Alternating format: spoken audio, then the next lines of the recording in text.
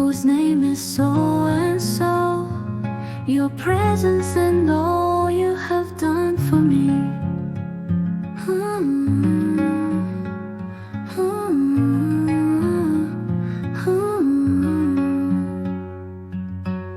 Resound like the chime of a bell, helping me find clarity and deeper understanding.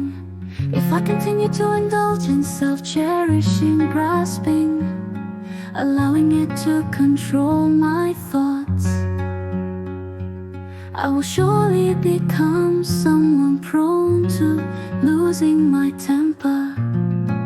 Therefore, I sincerely thank you.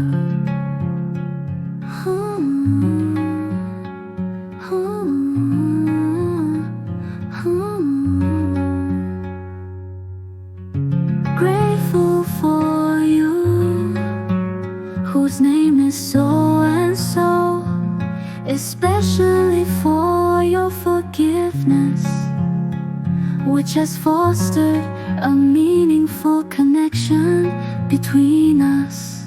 I am truly grateful.